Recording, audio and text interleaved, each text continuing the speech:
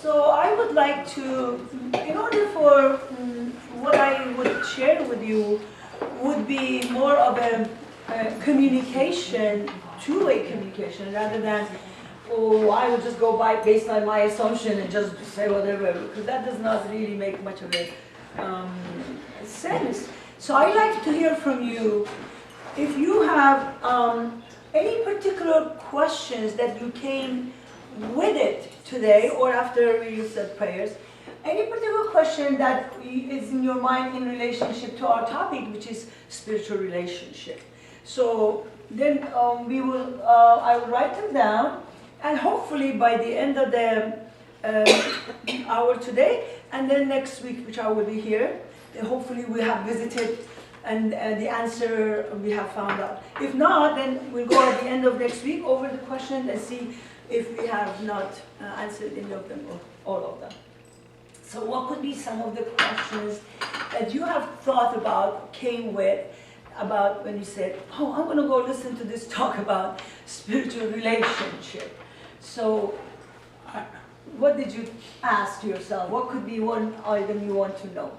Well, let me share a little story and you'll see if we can come up with a spiritual relationship in the story.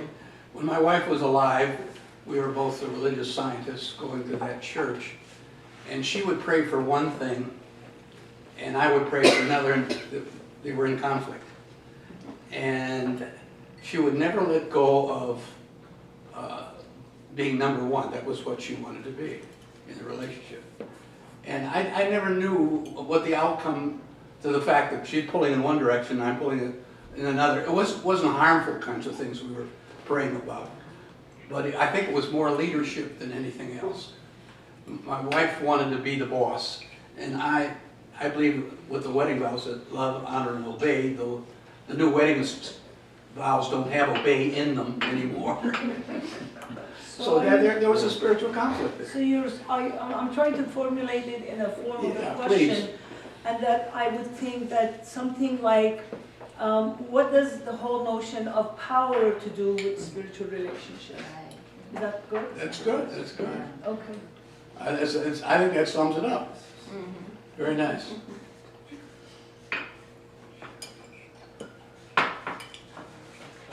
Okay, very good.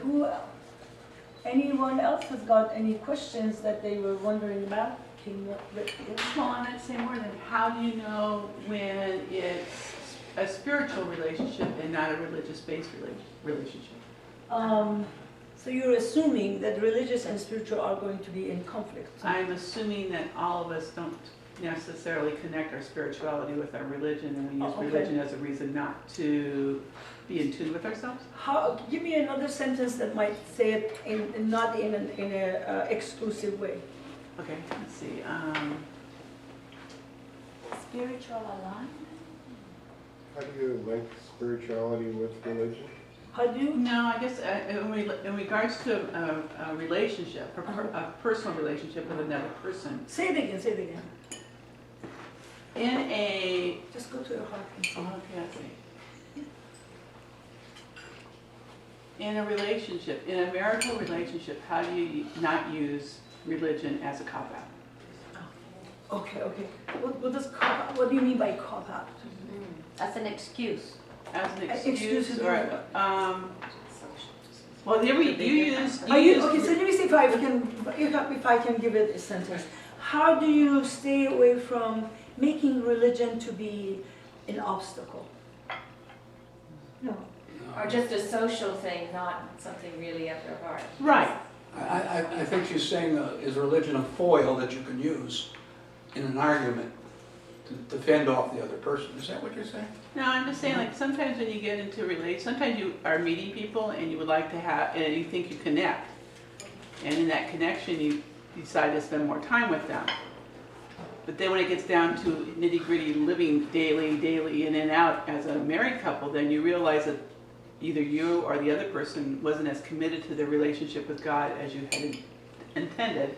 So instead of taking it negatively, if I was the one that was connected to God more than my spouse, how do I refrain from the human aspects of trying to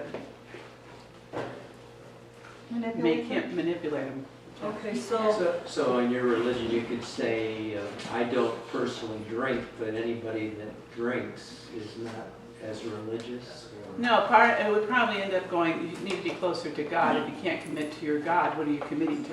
could you give me a very I'll think about tangible question? Just give the tangible situation rather than put it into context of a theoretical thing. Just give an example, and then maybe that would I can make give you an example. Okay, I married somebody who was a Methodist, so I went to the Methodist church. I wasn't affiliated with a particular church at the time, so I went and I studied the Methodist church, and I was in the Methodist church, and I you know, if you're going to do it, you're going to do it all the way through. Only to find out that he was raised that way, so he was living what he thought he needed to do, including raising the children that way, but really did not have a commitment to God and Methodism, just that particular church. Okay, Physical church. So when we had difficulties is when, for the education of the children, my concern was them not wanting to go to God's, a place to pray, and feeling like it's a chore. So I'm guessing this is what might put it in a bigger container. The issue of values and virtues in the whole context of spirituality. Right. How's that? Yeah. Okay. Sorry about that. If she says yes, that means yes, because she's the one who owns the question. Yeah, the values, virtues and values, that works for me. Okay. Because all I know is that's how I ended up coming over to the Baha'i crowd and being. That's kind of Why don't you explain what you mean by spiritual and what you mean by Well, religion? that's going to come out. I'm just gathering the Because question. if we don't know what that is. Well, that's okay, because people have had an idea about Well, some it. of our spiritual relationships get all twisted up when you get into a regular relationship, and then you make crappy regular relationship people. I just want to know, because you came with questions, and obviously the questions you came up with was based on how we understood spiritual. So we'd like to start from there rather than for me to jump in there, because the subject is very vast and I don't want to be all over the place.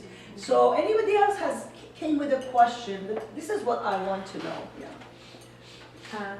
Sometimes I'm afraid to give too much if I'm not receiving.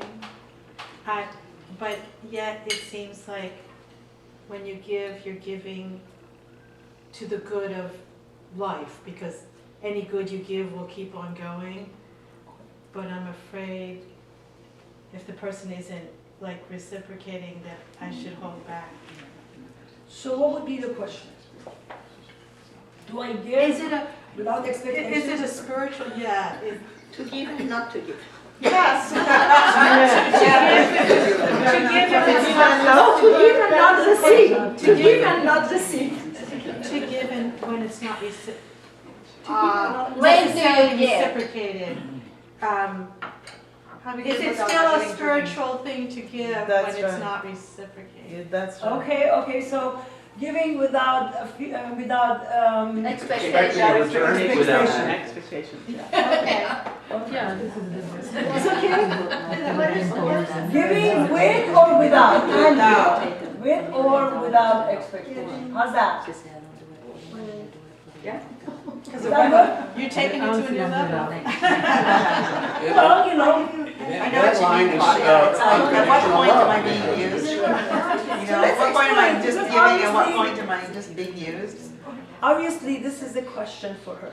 So what we like to hear, it is important to hear each other's questions, because that's how we really understand our own self. Because at some place we hear somebody's question, we say, oh, I know the answer to that. And, or we hear somebody's question and say, I never thought about that. Or we hear someone's question and say, I wonder what everybody else thinks. Oh, I wonder what Baha'u'llah thinks about that. I wonder what the writings say about it. I wonder what the holy text said about that. There's all different levels of taking a question. So how do you know you're in a spiritual relationship with yourself then? Exactly. That's a good question. Just check that one out. That's a very If I'm good having question. trouble with the people around me, How do we know we are in a spiritual relationship? That's a very good question. How? Very, very good, actually. That was a, Just add a spiritual. My question is, what do you call a spiritual relationship? that's a good one. What is spiritual? What do you call a spiritual relationship? Okay. What do you call? Well, of course, we call it spiritual relationship. What do we mean by that? Yeah, what do you You mean? call it that, but what does it really mean? Yeah. Okay. What does it mean? Is that okay? What do you call a spiritual relationship? Yeah, it's the same thing. What do you mean by that? What does it mean? Okay. What is the spiritual definition? Okay, so what else do we have as far as questions that you came up with? Yes. What spiritual solutions can we apply to difficulties in our personal relationships and in our work relationships? Oh, very good. Spiritual solutions. You not have expectations of outcome.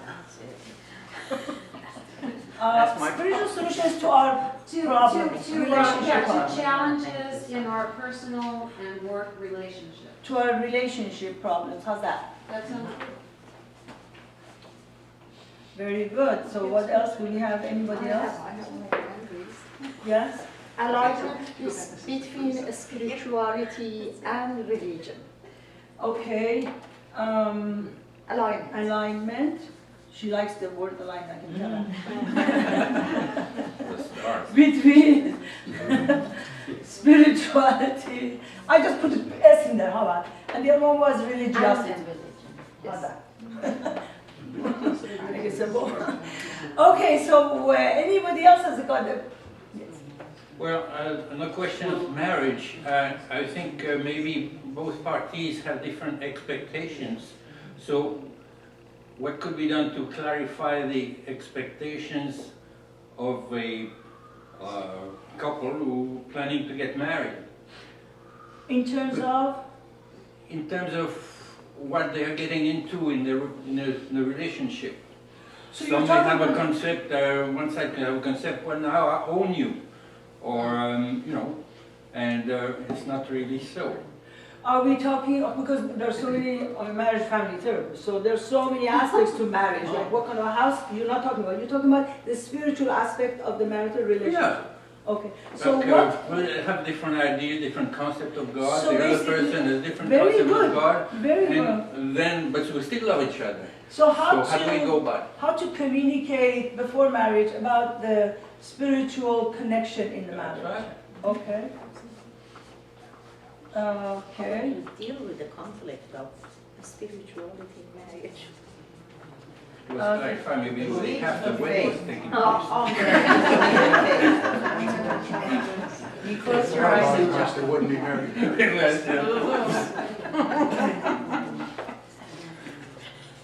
Okay, so you guys have asked me very good questions, my goodness, okay. Yes. Well, they must have talked How do you several deal with the weeks. relationship when the other person doesn't believe in God? Ooh. Okay, very good. How to connect with another person who does not believe in God? Is that right? How to connect spiritually with the person who does not believe in God.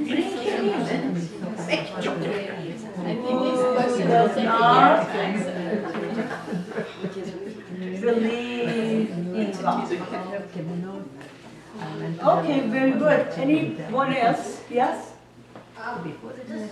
Curious, if say you want money and you want to have money to help people, is that an unspiritual thing? You know, should you just want to help people regardless of money or not? How does money play into spirituality? Okay. So relation of money and spirituality, how's that? Is that good? Yeah. Relation of money and spirituality. Very good. Good question, actually. Yes. I have trouble deciding, when I'm thinking about a problem, what is my ego talking, or my fear, from my ego talking, or what could be my spiritual side trying to speak with me. Excellent question. I'm going to put it in here because I'm running out of space. So the role of ego and in spiritual Relationship between ego and spirituality. Yeah. Okay. It's, Is that good enough? it's duality of Or- beliefs. Now, how do you distinguish how do you between treat whether whether- it's your ego how- or whether it's your spirit talking? Yeah, Right? That's yeah. what I'm trying to say. Say Yeah, again? how do I differentiate How do I differentiate my ego From God, actually. Differentiate ego From Spirit. Spirit. Guidance. from spirit. Okay, very good. Actually, that's a very, very good question.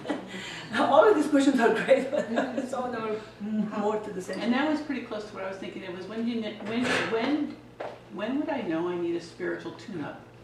Every day. Well, yeah. When you ask when, that's the time. Okay. If you have to ask when, it's time. No, actually, when you don't remember it, That's kind of what you never remember it. We're humans, every minute of every So day. wonderful. You guys got lots of wonderful See what happens when you ask for Let's a go break. back over here and hear.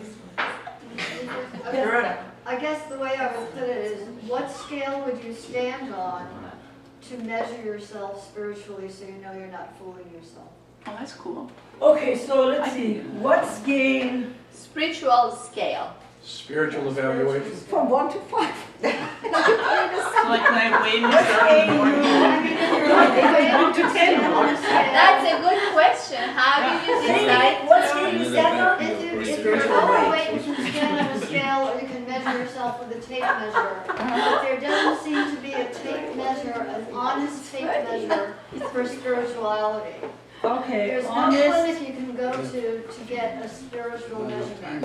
Okay, very good. Look like so. But the next question would be, why do you need a You measurement? could use another page. So you know when your ego's Do not you measure up? Yeah, that's it.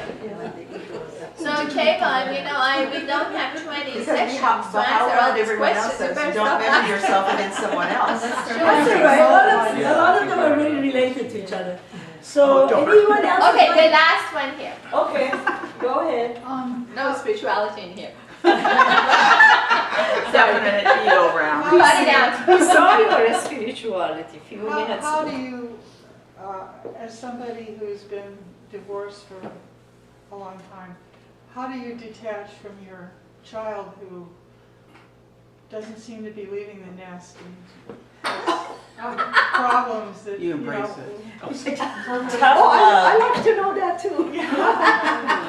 How do you spiritually detach from your children? I hope my son is scheduled to leave home, but then you start worrying, oh my God, because you've kept, they're so, not ready, even though they're so old.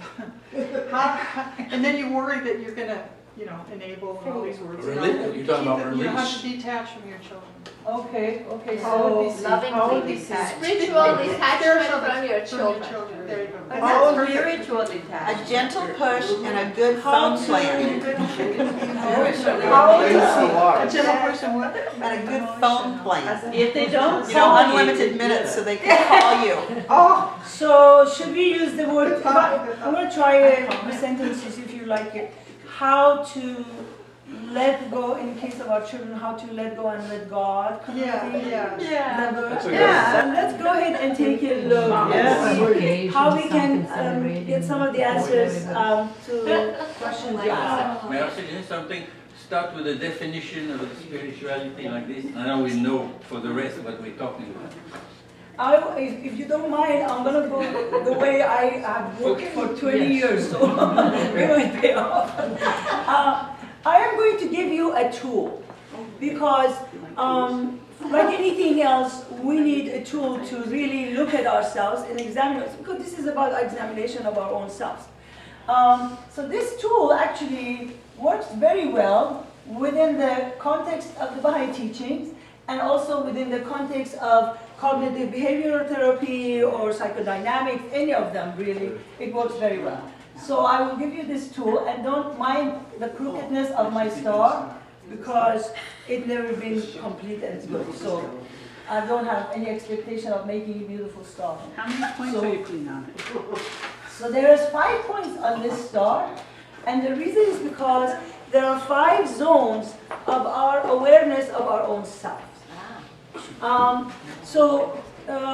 start with a very valuable information that Abdu'l-Baha gives us. He says human beings, and you all refer to it actually, that human beings have two kinds of powers.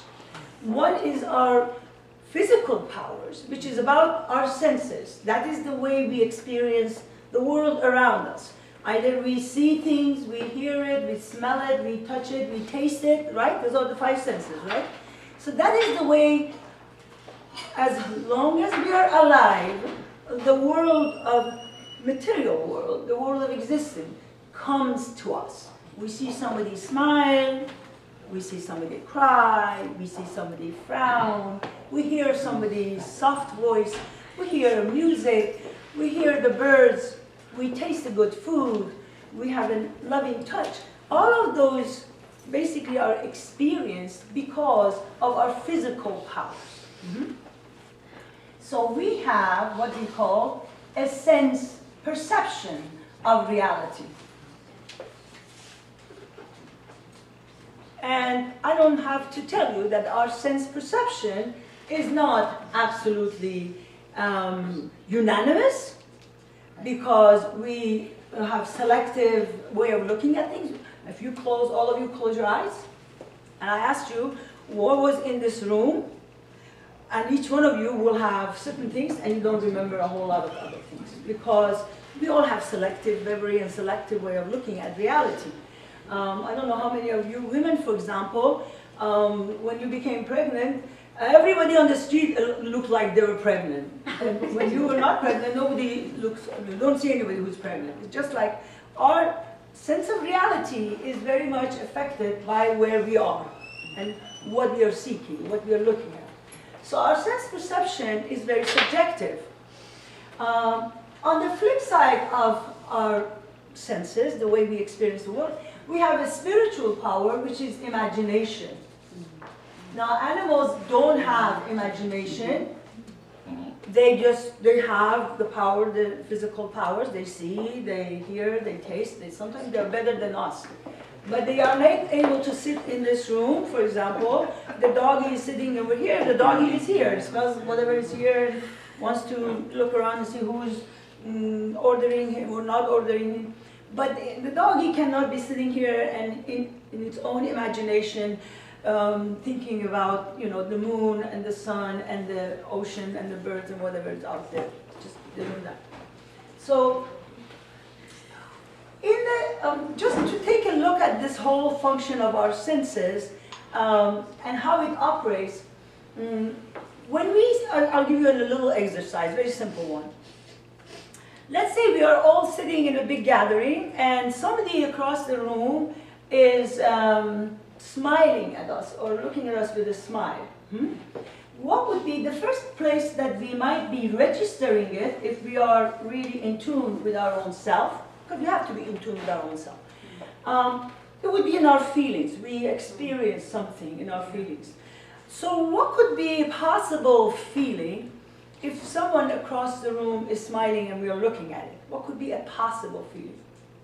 Connection, positive connection. Joy. As a feeling, feeling is the name for feeling would be sadness, joy, happiness, excitement. Okay, so we feel joy.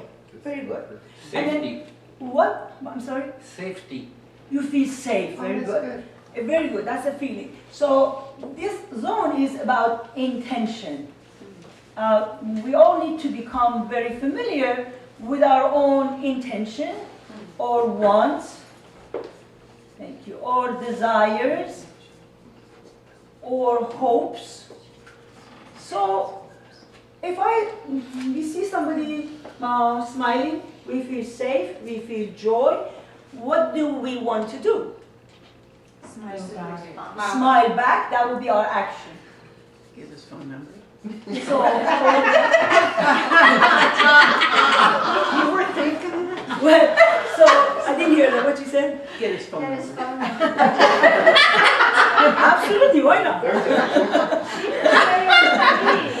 Oh, but I went to action, sorry. So I have to ask you the question. So this is the five. This is basically the five zones. Now, is it possible that another person sitting in the same crowd is looking at the same smile And not only they don't want to get the other person's phone number, they feel EBGBs, like you kind of a feeling. Is it possible? Yes. Sure. What happens that one person is feeling safe and joy, another person is having some kind of a rash? You're Right, consent. in New York City it would be the case, is that you'd say, what does he want from me? Very good. Insecurity. Well, that's the feeling, but what is it that, what he wants from me is about your thought. Right. It's about your thought. What do you think about what is happening? So basically, our thought is our reality. This is what Abu Baha actually talks about in Paris Talks. Those of you who are interested, probably page 111. Abu Baha says, man's reality is his thought.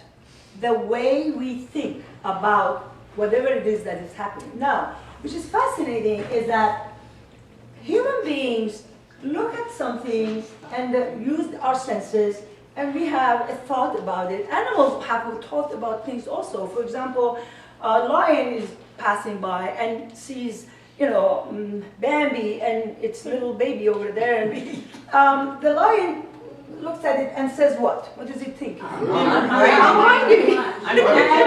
and dessert. This is food, I'm hungry, I want to eat, and they will attack. Now, this lion is not capable, the way nature has created a lion, is not capable of thinking about its own thought. That means the lion does not have the power of reflection and going back and thinking about what he thought. No consciousness. Human, you can call that a consciousness, yes, but human beings are able and capable, supposed to be able. Not that everybody is really, but that we are supposed to be able to examine our own thoughts before we translate it into action, and then say to ourselves, is this a kind of a thought that I want to keep and act upon? Or is this a kind of thought that I want to get rid of? Because again, Baha'u'llah talks about a concept called wayward thoughts. So there is such a thing as wayward. What does wayward mean? Slipping away. Wrong direction. Means, Off track or? means out of the rail. It's just going anywhere it wants. It doesn't have, it is not in harmony with the sense of the person who's supposed to be in charge. Means the horse basically goes where it wants, the rider has got no power. It's like those people who have a dog, but the dog is leading the house, like. The tail's wagging the dog. Yeah. So wayward thought. So now we come to a very interesting reality in here, and you mentioned some of you. Every human being, thanks to AA, by the way, they've done a wonderful service, has made it very clear that every human being has got two selves. One, we have our Luke Skywalker's self, the higher self, and also we have a Darth Vader self, which is a lower self. What's that word? Darth Vader. One's a small self, one's a large Yeah, self. so on. Basically, we have a yin and a yang going on within us, and at every moment and every second, whatever comes to our senses, one of these two is going to be the one who's in charge and responds or open the door, whatever. Depending on which one of these two is stronger at the moment, that one would be in charge and answers that particular situation. Now, in situations where we are, let me ask you this. What would be some of the manifestations, some of the qualifications, some of the attributes of the Darth Vader kind? Give me some Darth Vader kind of reactions. Kill or be killed. Yes, very good. Kill or be killed. That's Darth Vader, definitely. Okay, what else is a Darth Vader kind of thought? What do they want from me? Huh? What do they want from me? Okay. Okay. But what else? They're smiling at me just to make fun of me. Or Yes. Okay. They're laughing at me. You laugh at me, okay. The What? girl ignored me because I had dinner with my daughter, with my mother. That was Okay, so We basically. went to a Darth Vader place. Yeah. Feeling feeling insecure. feeling that insecure that what kind of guy I am, and I don't have like at age 29 a girlfriend, and I have to spend time with my mother. So that's insecurity. That's insecurity. Insecurity. Yeah. Insecure And a inadequate, judgment. Yeah. Because he put a label on himself. Yeah. It's in the conformity of what He 29 thinks, yeah, the stereotype. Right. Well, let's not go to the analysis, but Egocentric give me is some also- more of What's the. in it for me? Some more, what's in it for me? Okay. I don't trust her. I want it. Huh? Trust no one. Trust no one.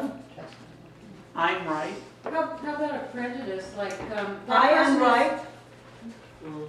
It's inferior. What? How about a prejudice, like if that person is too old or too fat or too Judgment. ugly, so I'm Judgment. not just like Basically, Judgmental. separating ourselves. Separating. Well, I have to say something about, by the way, this question that has permeated the lay community, and that is, I'm glad you mentioned it, the whole notion that some people are judgmental. I can tell you something, that human brain is created to be judging at all times, constantly. What we have to be careful about is what kind of a thought we think, because you cannot stop the brain from thinking and judging. What kind of thought we think, are we able to suspend it if we don't like the thought? And are we able to pause acting on it? So when mostly what people mean by that means that thinking a negative thought and acting on it, rather than being able to suspend it. So no one can completely control to be absolutely all the time thinking the kind of thought that they always like. So it's impossible. But you can train yourself to see another way to it. Absolutely, that's alternative thinking. That is the ability to think one way, and they say, oh no, I don't think that, I don't like that, and then have 1, 2, 3 hundreds of ways of thinking about one subject. And the more you have ability to alternative thought, the more you have windows of liberty and freedom from your own self. So are you just talking about ego now? Well, actually, the ego is really nothing but this part of ourself. The lower self is what really is the Darth Vader self, is the kind of self that is limited, it takes only from the perspective of I and a person, and it's against any competition and away from others. The world is a very competitive, is a dog-eat-dog kind of a place. If you have something, you have it at the price of some others, and that's kind of a entity that is. This part of ourself, what could be some of the qualities of the spiritual self? What are some of the thoughts that really associated with this self? Give me some answers. How can I serve? How can I serve? Let's see. How can I serve? Okay, what else? Giving without expectation. Giving without expectation. Okay, what else? Sharing unconditional love. This is the same thing, sharing unconditional love. Giving without expectation. Okay. For the sake of space. seeing the good in everything. Seeing the good in everything, okay. That's what Abdu'l-Baha says. If you see someone with 9 good qualities and 1 bad, focus on that 9. And if you see in someone 9 bad qualities and only 1 good, focus on that 1. So basically always focus on the 1 good one, or the 9 good one, or whatever it is the good is. You could call it optimism. Basically, you can say it optimism, but you choose to look at the positive. That's a choice. Well, that's optimism. So therefore, he's smiling because he's a good person. You have a Or is choice. happy person? You can, it is your choice to come up with a kind of thought about what you see, and then as a result, your experience basically will be Is what? according to what you think. So Because you don't necessarily have to go to a feeling, do you? your You can just state a fact like he's smiling without a feeling. generally our thought accompanies a feeling. Oh. We might be unaware of it, Uh-huh. but the reality of it is always thoughts are associated with certain feelings. I know sometimes in certain cultures, they're a lot more aware because the awareness of feeling comes with your ability to give it a word. That's why one of the trainings we do with children, we say to them, okay, so you felt that hurts, doesn't that? Or somebody said something to them that made them cry, and then you basically check with them, you say, that was hurtful, isn't it? And so they learn the word for what they're feeling is hurtful, and you say, that made you sad, isn't it? And now we help them to have a vocabulary to be able to express what is it that they're experiencing, and they become basically literal and articulate about what is it that's going on within them. And then you're able to explore with them. So you say, okay, so what should we do about it? And then they go into the intention and the action, and then they learn to basically know themselves. So this is a process of knowing yourself, which one of the brings us to the whole notion that there are only one person in the world, actually the guardian, somebody said, the God, Shoghi Effendi set us straight. Shoghi Effendi, the guardian of the Baha'i faith, says, there is only one person in the world you can change. Believe it or not. Who is that? Ourselves. It's so true, but so many of us constantly are trying to change other people. Yes. Right? I mean, with all kinds of ways we want to change. We say, oh, well, I'm Marian, but I'm going to change so-and-so. But really, there is no way we can change others. So there is a story I like to share with you because I kind of think this fits the whole program, the whole process. And that is this guy who had good knowledge of mechanic for a car. He was a very good mechanic. Anybody here is a good mechanic? Okay, so This one. Wonderful. Very good. So he really, he had the car he really loved. And so one day he comes up and he wants to go somewhere and he wants to start his car, and the car is not doing any response, nothing. He's thinking, oh my goodness, my good car, and he's feeling really what? Depressed. Frustrated. Inadequate. Anxious, Is there point inadequate. sad? And he wants to find a solution. So he just goes, looks at this, looks at that. Doesn't matter what he does, it doesn't seem to work. Oh, time is passing, and he's thinking, oh, I need to do something. I really love my car, and he's feeling now even more worried. So finally he decides, you know what? I cannot give up this car. This is really the car I want to keep. So maybe I should look for a good mechanic, and I should go to this mechanic, and hopefully maybe somebody perhaps could get my car going. So he tows the car, goes to this mechanic, and says to him, I'm a good mechanic. I really did everything I could. I cannot make this go. Do you think that you could possibly fix this car? The mechanic says, well, let me see. He just pulls up the hood and looks underneath of it and says, yeah, I think I could fix it. The guy says, wow, you can fix it? How is he feeling? Wonderful. Wonderful, elated. And what is he hoping? He will get the car fixed. And he says, I'll give him anything if he can fix my car. So he says, yeah, if you can, please, how much are you going to charge me? And he's thinking himself, it's going to probably charge me a lot of money. And he's feeling kind of hopeful and anxious, and he wants to, doesn't matter what he's going to do. He wants to negotiate. The intention was... Actually, he wants to really see his car going, and he's elated that anybody can make it go, because he thought that he really could, fix it himself. So the guy said, okay. He said, go ahead, fix it, please. He said, okay. So the guy comes back a few steps and comes back a few more steps, and bang! the front of the car, and the engine goes. And he says, because he told him, by the way, $100. He says, $100. He says, give me my $100. He says, what? You're charging me this is his thought. You're charging me $100 for a kick? Now he's feeling what? Cheated. And he wants to negotiate. He's negotiating. And we do that with God all the time, don't we?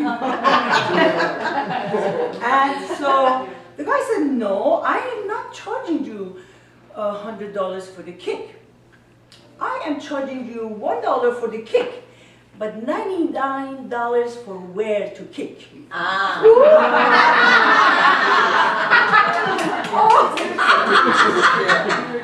So basically, what all the manifestations of God throughout the history have taught us, and especially Baha'u'llah and in this revelation, is where to kick ourselves.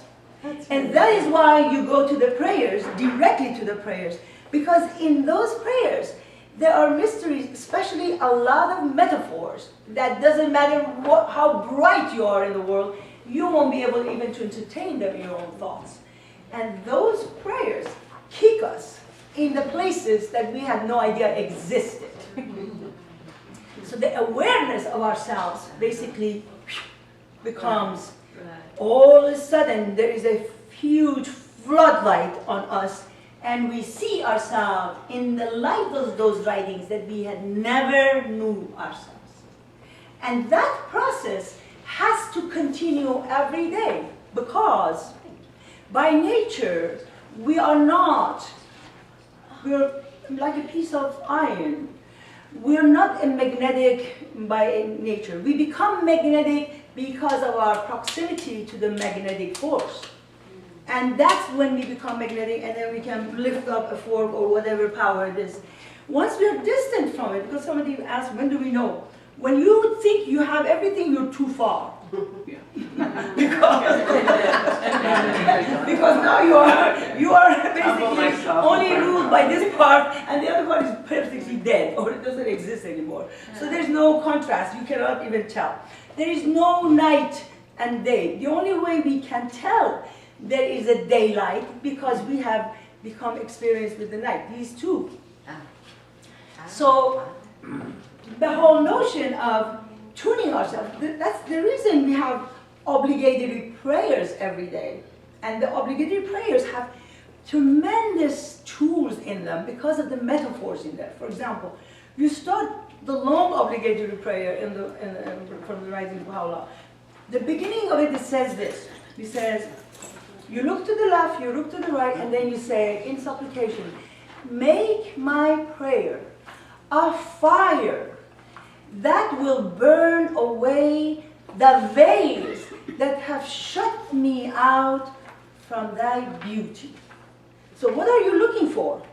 The beginning of the day, what do you tell yourself? What are you looking for? Positive. Well, what is it that you're looking for? His beauty. You're looking for the divine beauty. Where are you going to find it? Everywhere. In everyone, in everything, but you have to look for it. And then he says, make my prayer a fire. What kind of a fire is that? Is it big? Is it small? What kind of a fire? Is it the fire of love of God? Is it a regular fire? So how much are we close to that fire? Make my prayer a fire that will burn away the veils. Who is the one who who's the biggest veil in front of our eyes? Ourselves. Ourselves, you know. The Persian poet Hafiz says, "To khod hijab khodi, Hafiz az miyan barkhiz." You're the biggest veil in front of your own eyes. Get out of the way. And in order to know that, we have to become empty of our own selves. Because we are too full of ourselves, we just absolutely are just suffocating with our own self. We can't even see. And that is a wonderful story from Rumi. Baha'u'llah loved Rumi because of his unusual, unique ability to be able to see in the dark of the night. Because Rumi was 500 years before the revelation of Baha'u'llah, and yet he knew about the revelation coming. And he has references in his writings about it. So he says, he talks about this very fascinating story that Baha'u'llah makes a reference to. How many of you heard the story of the king and the thieves? Okay, the story of the king and the thieves. He says, Rumi said that Sultan, the Shah, Sultan Mahmud supposedly, he had this custom of going out at night, and he would dress as an ordinary, casual person like everybody else. That's how manifestations of God appear between us, doesn't it? Like everybody else. Baha'u'llah looked like everybody else. Christ looked like everybody else. Muhammad looked like everybody else. So they come in this temple. So he walks in at night, and then he comes across a whole bunch of thieves. They're going to rob somewhere. So he says, I want to come along with you. And they say, well, if you want to come along with us, we all have a special gift. What is your gift that you're going to bring? He said, well, let me hear first your gifts, then I'll tell you what my gift is. So one of them says, well, I have the gift of being able to walk in the dark of the night, but whatever I see at night, I can recognize it during the day. Wow, that's a very good gift. So they said, okay, so who else has got a gift? The other one says, well, I have a special gift that I can smell the dirt, and if I can know whether there's a treasure in it or not. So, well, that's very good. It's a good gift. Robbers need that. Everybody needs that. Whereas the treasures, we're all looking for it, you know. And so the other one said, well, I have a special gift that I can, with my arms is so strong that I can scale any wall and put a rope and climb and go into anywhere I want. The other one says, my hands are so strong, the gift is, for me is that I can punch a hole into any wall and then we can go anywhere we want. So they say to him, okay, so what is your gift? And Shah says, well, I have this beard that if I shake it, anybody who's guilty will go free. He said, well, that's a really good one. because if we ever get caught, we need your help. So they all set up and they decide, because of all these gifts that they have, they feel really very powerful. And they are really very excited and they want to go for the biggest, you know, and they decide, rob the castle of the king. So Shah is going with them and they're all going with the one who had, the one who can see during the day what he saw at night. He says, I'm sorry, there was one who said, well, I can hear the animals, and whatever the animals say, I can understand. I am able to understand the language of the animals. And there's a dog barking over there. And he says, well, this dog is saying, the king is with you. But you know what? Everybody was so drunk with the excitement of going wherever they were going, and they were in their wayward thoughts, they couldn't care less what he said. They didn't even hear. So they all go, and so they all help, and they go, and each one uses their gift, and they are in the castle, they are in the room with the king, they know exactly where the treasure is, and they rob the whole treasure, and they all walk out, and the king is with them, and they go home. Well, the next day, king comes and sits on his throne, and he knows exactly who they are and where they live. So he sends the police to go catch them. They all bring them. They all come, and they stand there trembling and shaking before him. The one who had the gift of recognizing whatever he saw at night during the day recognizes the king. So this is the king. He was with us last night. At the same time, he's thinking, oh my goodness, what is he going to do? But also he remembers what the king said. He says what? If I shake my beard, every guilty can go free. He's hoping that this might be the case in this situation, because after all, he came with them. So Sultan Mahmud sentenced, because there's no need for any witnesses, sentenced them to death and they're supposed to all go to the execution. And all of a sudden, the guy who had the gift of seeing at night and recognizing during the day says, "But my Lord, I have a question for you. We were a whole bunch of friends and we all relied on everyone's gift. And here I would like to ask the one who was supposed to move its beard, shake its beard, and let us free to also offer the gift." So Don realizes that he has recognized him, and so he decides that out of mercy and friendship, he will forgive all of them, so they go free. Well, obviously, Rumi doesn't tell the story just because of, it's all metaphoric. So who is the king that he's talking about? God. It's the manifestation of God. The manifestations of God in Rumi, and he refers to all of them, Moses, Christ, Buddha, Krishna, Muhammad, the Bab and Baha'u'llah. Actually, in this poem, Rumi makes a reference to the name of Baha'u'llah. He says, "لطف معروف تو بودان ای بهی پس کمال البر فی اتمامهی." Means you made the favor, and so therefore finish the favor. And by the way, Baha'i is a name of Baha'u'llah. By the way, Rumi talks about the whole notion of metaphor of night. In Rumi's poetry means time before the revelation comes, because there is a cycle of night and day all the time. When the Christ comes, Moses comes, whoever, that is the day, and gradually the day turns and the sunset, and then it's night, and then again there is a silver lining, and there is the day. The cycle goes on and on and on and on, never ends. This cycle.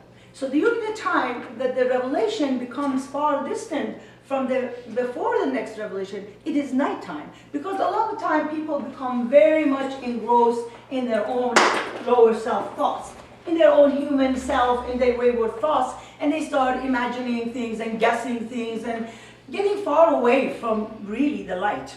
And the whole condition of human civilization at those times is very dire. And if you look at us today, we see that we are really, very few people know about the silver lining, which is in the horizon.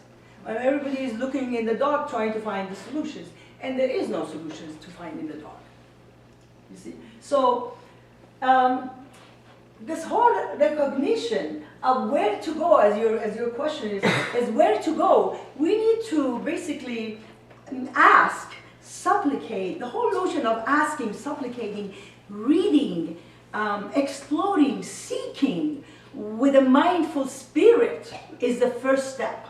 Because there is no cup that is full to ourselves. If you come with a full cup, and we had a Native American wonderful, blessed friend, David Yesenia, or medicine man, who would say, the Native Americans have a very powerful metaphor, and they say, there is either we present our cup like this, upside down, means we are full, nothing can fill, because I know better and it's full.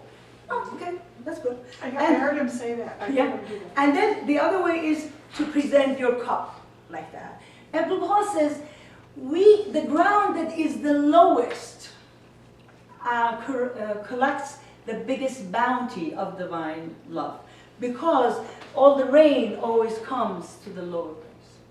So the whole beginning of becoming spiritual is like opposite to the guy who knew how to be a mechanic. Or as long as he knew he was going to be the best mechanic, he wasn't going to go anywhere to search and seek and find out anything, because he was too full of himself. The minute he realized he was helpless, then he started to go and seek and search, you see. So this whole notion of trials and tribulations in life has a wonderful, wonderful capacity and function in it. What is the function of test and trial? Makes us feel what? When tests and trials and tribulations come, when we think we cannot solve it, and we feel helpless, where is the first place that we turn to? God. Exactly. That's the first place that we become awake. we become basically looking for this part of our own self. And that is the beginning of it. Otherwise, we are so full that life comes and goes and we pass on to the next realm and we never even looked for the daylight.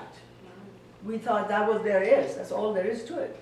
So if the guy didn't ask the guy with the beard, if he didn't recognize, If he didn't they recognize, weren't going to be. none of them will be rescued.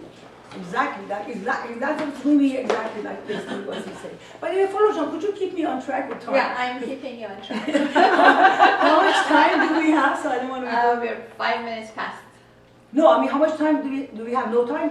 Should I close? According to my watch, we're... We're 5 minutes over. Oh, well then, let's close it here because I see you next week. And it's good place to So why don't we have a few minutes? Is it okay, 5 minutes of questions? Yeah. And then- Okay. Let's have a closing.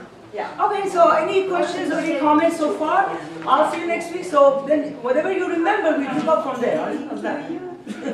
So maybe we You'll have the chart with you so that we can refresh. I'll keep all your questions and the chart. Wait, there's one Yes. question. Okay, Sid, let's see. I would like to read, one thing came to my mind while you were mentioning words and thoughts, and this is something I thought as everybody you can think on the way home. Whenever you feel something or see something, do you think it in words? Is it words in your head that define what you just saw or smell or heard, or is this just the feeling itself and the sight? In what language? Neither one. Usually thoughts are in the form of shapes. And so if I tell you, for example, and there are certain things that the brain does not register, like for example, no is not going to be registered. So if I tell you, don't think about a red elephant, what comes to your mind? Picture. Yeah, the picture of it. Because no, the brain does not register. That's why the way we talk to ourselves is very important, that we know the art of how the brain works. And that's why the images in the prayers are very powerful in the way they awaken us. And they basically polish the mirror of our heart. And so the mirror can be really reflective of this light. Because, again, the way we connect with one another as human beings is in the light.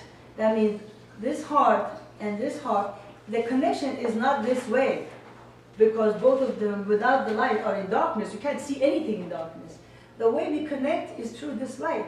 And as we each see ourselves in this light, we become manifest to the other in this light. So the way, the wording that we use in communication with each other, the prayers play a big role in the way we recognize ourselves in them, and then the other person recognizes themselves in them, then we connect to one another. And that's why I asked you at the That's the beginning to answer read to those these. 5 questions then. Huh? That's the answer to 5 of those questions.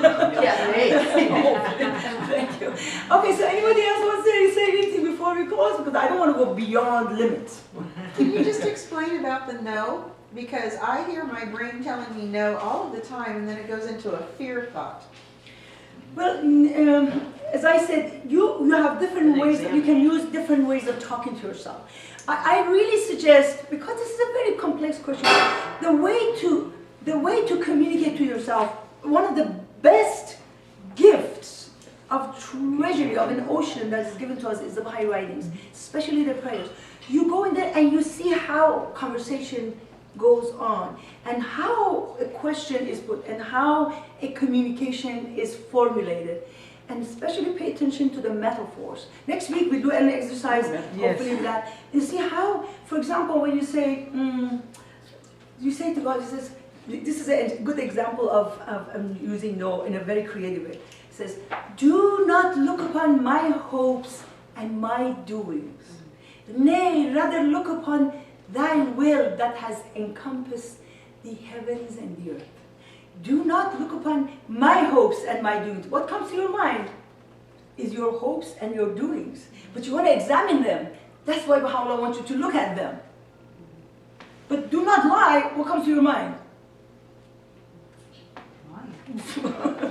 So you And just have I? So you just have to basically really learn a new language of talking to your soul, because that is the language of the spiritual self. there's a language of the material self is like that. The language of the spiritual self, you have to learn it, because we don't know. Anybody else? That's wonderful.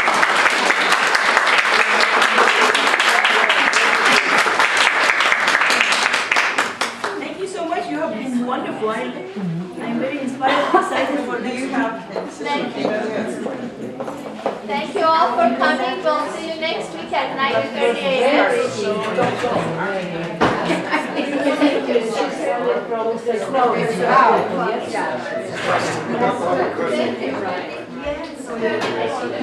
She doesn't begin with a thought or feeling?